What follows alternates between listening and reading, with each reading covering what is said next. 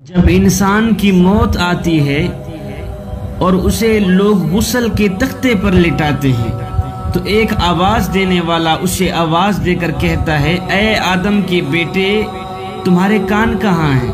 آج کس چیز نے انہیں بہرا کر دیا؟ تمہاری آنکھیں کہاں ہیں؟ آج کس چیز نے انہیں اندھا کر دیا؟ آج تمہاری صاف ستھری زبان کہاں ہے؟ کس چیز نے انہیں گھنگا کر دیا؟ بتاؤ تو صحیح، آج تمہاری بہترین اور عمدہ خوشبو کہاں ہے؟ کس چیز نے انہیں بدل دیا؟ تمہاری دولت کہاں ہے؟ کس چیز نے تمہیں دوسروں کا محتاج بنا دیا؟ پھر جب اس کی لاش قبر میں رکھی جاتی ہے تو ایک پکارنے والا اسے پکار کر کہتا ہے، اے آدم کے بیٹے، تم نے دنیا کی دولت جمع کی تھی یا دنیا نے تمہیں اپنی لپیٹ میں لے لیا تھا؟ اے آدم کے بیٹے، تم نے موت کی تیاری کی تھی یا موت نے تمہیں اچانک آ پکڑا تھا؟ اے آدم کے بیٹے، میں نے تمہیں مٹی سے پیدا کیا تھا اور حضرت انسان بنا کر ایک بار پھر میں نے تمہیں مٹی میں ہی واپس کر دیا ہے۔ جب میں نے تمہیں مٹی سے پیدا کیا تھا اس وقت تمہارے کاندھے خالی تھے، لیکن آج جب تم دوبارہ اس مٹی میں آ رہے ہو تمہارے کاندھے پر گناہوں کا بوجھ لدا ہوا کیوں ہے؟ اور جب مردے کی پہلی رات ہوتی ہے، ایک تاریک اور اندھیری رات، قبر کی پہلی رات، تو ایک پکارنے والا پکار کر کہتا ہے، اے آدم کے بیٹے، آج تم ایک ایسی رات گزارنے والے ہو جس کی صبح میں کوئی مؤذن اذان نہیں دے گا۔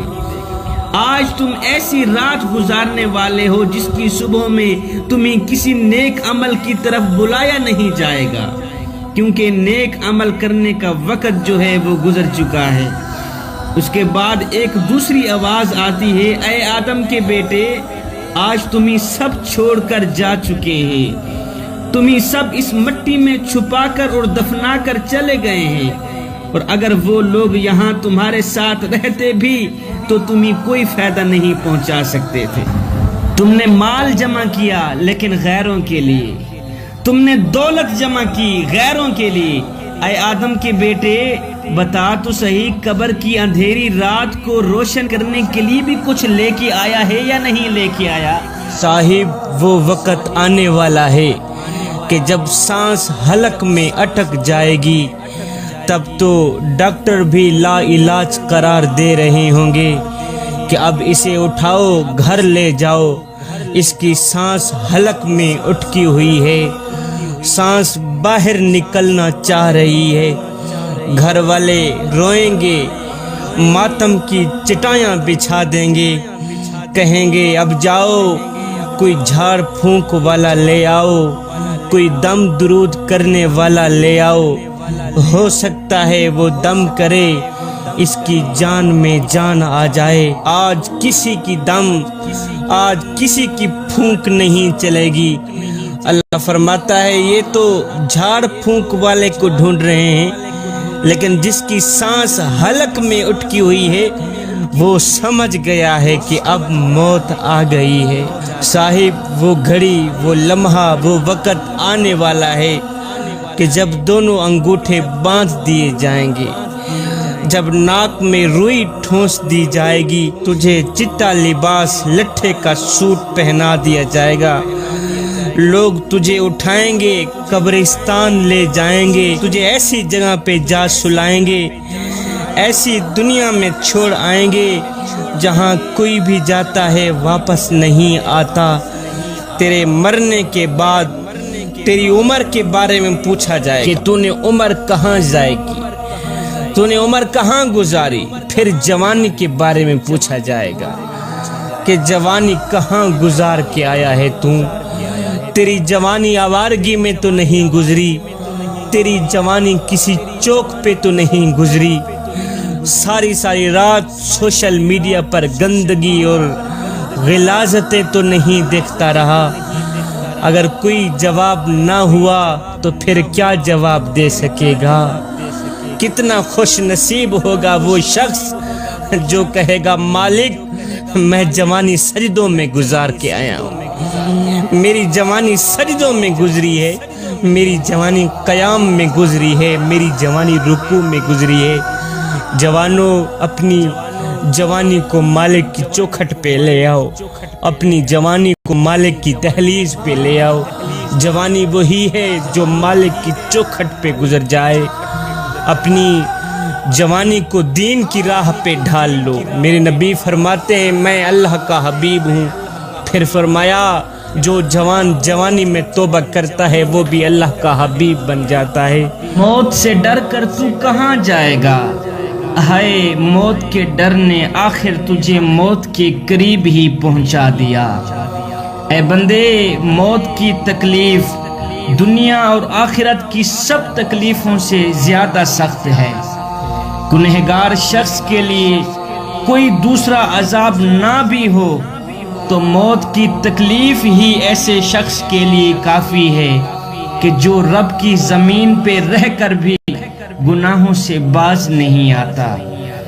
حضرت حسن بصری نے فرمایا کہ جب کوئی شخص مرتا ہے تو اس کے گھر والے رونا شروع کرتے ہیں، ادھر سے وہ رونا شروع کرتے ہیں، ادھر مکان کے دروازے پہ کھڑا ہو کے موت کا فرشتہ کہتا ہے اور رونے والوں میں نے اس کی روزی نہیں کھائی، یہ اپنی ساری روزی خود کھا چکا ہے، یہ اپنا سارا رزق خود کھا چکا ہے، اور رونے والوں میں نے اس کی عمر کم نہیں کی، یہ خود اپنی ساری عمر گزار چکا ہے، مجھے تو اس گھر میں پھر سے آنا ہے، بار بار آنا ہے، تم کیوں رو رہے ہو؟ خدا کی قسم اگر گھر والے اس وقت موت کے فرشتے کو دیکھ لیں یا اس کی باتیں سن لیں تو سارے رشتہ دار مردے کو بھول جائیں، اپنی ہی فکر میں لگ جائیں۔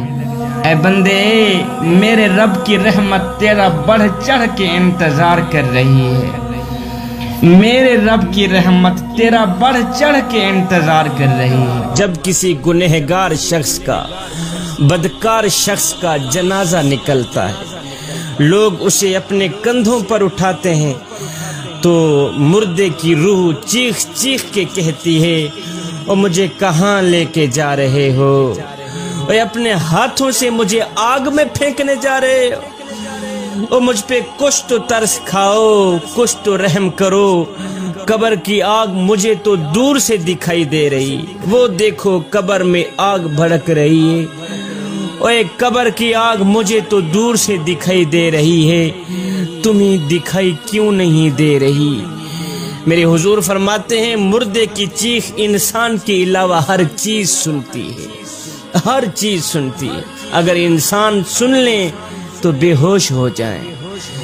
اللہ اکبر۔ مردہ اپنے عزیز و اقربا، رشتہ داروں کو، دوستوں کو چیخ چیخ کے کہتا ہے، مردے کی روح چیخ چیخ کے اپنی اولاد کو کہتی ہے، اور میں نے تمہارے لیے دن رات ایک کر کے تمہارے لیے مال جمع کیا، اور تمہارے لیے تجوری اکٹھی کی، دن رات تمہاری ہی فکر میں لگا رہا کہ میری اولاد کا ایک اچھا مستقبل بن جائے، میں نے تمہارے لیے، تمہارے پیٹ کے لیے، تمہارے مستقبل کے لیے حلال و حرام کی تمیز بھی نہ کی، میں نے تمہارے لیے اتنا کچھ کیا اور تم مجھے زبردستی آگ میں پھینکنے جا رہے ہے۔ ساری زندگی جس طرح میں نے تمہاری فکر کی، کاش کی آخرت کی فکر بھی کر لیتا، آج مجھے زبردستی آگ میں نہ ڈالا جاتا۔ اللہ اکبر۔ پھر فرمایا جب مومن کا جنازہ نکلتا ہے، اللہ اکبر، میرے کریم نبی نے فرمایا، صحابہ جی یا رسول اللہ، فرمایا جب مومن کا جنازہ نکلتا ہے تو مومن کی روح کہتی ہے جلدی کرو، مجھے میرے اصلی مکان میں چھوڑ آؤ، جلدی کرو مجھے میرے اصلی گھر میں چھوڑ آؤ۔ ساری زندگی جس مالک کا نام جپتا رہا، ساری زندگی جس رب کا نام لیتا رہا، آج اسی کا میں نے دیدار بھی کرنا ہے، جلدی کرو، تم دیر کیوں کر رہے؟ فرمایا مردے کو جب قبر میں اتارا جاتا ہے تو وہ دو صورتوں میں پچھتاتا ہے، دو صورتوں میں پچھتاتا ہے مردہ۔ اگر وہ نیک بندہ ہوتا ہے تو اس بات پہ پچھتاتا ہے کہ اس نے زیادہ نیکیاں کیوں نہ کی۔ اگر وہ نیکوکار ہوتا ہے نا تو وہ اس بات پہ پچھتاتا ہے کہ اس نے زیادہ نیکیاں کیوں نہ کی، اور اگر وہ گنہگار ہوتا ہے تو اس بات پہ پچھتاتا ہے کہ اس نے گناہ کیوں کیے۔ جوانوں، ہم نے کبھی سوچا ہے کہ ہم مرنے کے بعد نیکیوں کی کمی پر پچھتائیں گے یا گناہوں کے زیادہ ہونے پر پچھتائیں گے؟ ہم نے تو کبھی نہیں سوچا۔ آج ہماری جوانیاں کس رخ پہ چل پڑی، آج ہماری جوانیاں کس سمت پہ چل پڑی، کس سائٹ پہ چل پڑی، اور جوانی میں تو اس درد کو پیدا کرنے کی ضرورت تھی کہ ہم نے مرنا بھی ہے۔ جوانی میں تو اس سوچ کو پیدا کرنے کی ضرورت تھی کہ ہم نے قبر میں بھی جانا ہے۔ جوانی میں تو اس کیف کو پیدا کرنے کی ضرورت تھی کہ ہم نے اللہ اور اس کے رسول کو منہ بھی دکھلانا۔ ہمیں ہر وقت، ہر گھڑی، ہر لمحے یہ سوچنا ہوگا کہ ہم مرنے کے بعد نیکیوں کی کمی پر پچھتائیں گے یا گناہوں کے زیادہ ہونے پر پچھتائیں گے۔ جوانوں، یہ زندگی کے لمحے ہمارے لیے غنیمت ہے۔ انہی لمحوں میں ہم کچھ کر لیں، انہی لمحوں میں ہم کچھ اکٹھا کر لیں، انہی لمحوں میں خدا کی یاد اور محبت کے دیے اپنے دل میں جلا لیں۔ حضور علیہ السلام ایک مرتبہ نماز کے لیے تشریف لائے۔ آپ نے ایک جماعت کو دیکھا جو کھلکھلا رہی تھی، ہنس رہی تھی، یہاں تک کہ ان کے دانت بھی نظر آ رہے تھے۔ حضور علیہ السلام نے فرمایا، او ہنسنے والو، او مسکرانے والو، موت کو کثرت سے یاد کیا کرو۔ جو حالت میں دیکھ رہا ہوں اگر تم ایک بار بھی دیکھ لو تو ساری زندگی بیدار ہی رہو، تمہیں سونا بھول جائے، لہٰذا موت کو کثرت سے یاد کیا کرو۔ اور میں قبر پر کوئی دن ایسا نہیں گزرتا جس دن وہ یہ آواز نہ دے کہ او نادان، میں اندھیری کا گھر ہوں، روشنی لے کے آنا، تنہائی کا گھر ہوں، ساتھی لے کے آنا، اے مٹی کا گھر ہوں، کیڑوں کا گھر ہوں۔ جب کوئی مومن قبر میں جاتا ہے تو وہ کہتی ہے، تیرا آنا مبارک ہو، تیرا آنا مبارک ہو، بہت اچھا لگا تو میرے تک آیا۔ جتنے آدمی زمین پر چلتے تھے تو ان سب میں سے مجھے زیادہ پسند تھا، مجھے زیادہ عزیز تھا۔ میں یہ خواہش رکھتی تھی کہ تو کب میرے اندر آئے گا۔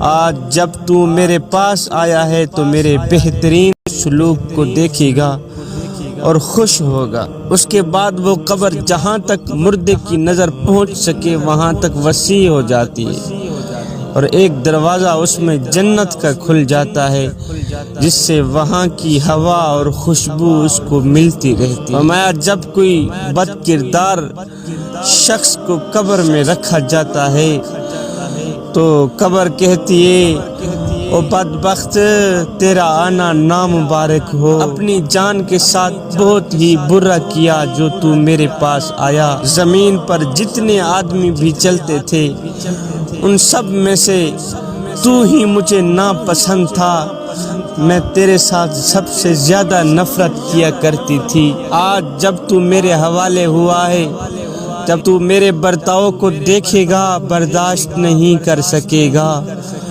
تو روئے گا، پچھتائے گا۔ اس کے بعد وہ اس طرح اس شخص کو دباتی ہے کہ پسلیاں آپس میں ایک دوسرے میں پیوست ہو جاتی ہیں، اور 70 اژدہے اس پر ایسے مسلط ہو جاتے ہیں کہ اگر ایک بھی زمین پر پھونکا مار دے تو اس کے اثر سے زمین پر گھاس تک باقی نہیں رہے گا اور نہ ہی تو اگے گا۔ وہ اژدہا اس گنہگار شخص کو روزانہ ڈنگ مارتا رہے گا، وہ اس کو قیامت تک ڈستا رہے گا۔ اس کے بعد حضور علیہ السلام نے فرمایا کہ قبر یا جنت کا ایک باغ ہے یا جہنم کا ایک گڑھا۔ قبر یا تو جنت کے باغوں میں سے ایک باغ ہے یا جہنم کے گڑھوں میں سے ایک گڑھا ہے۔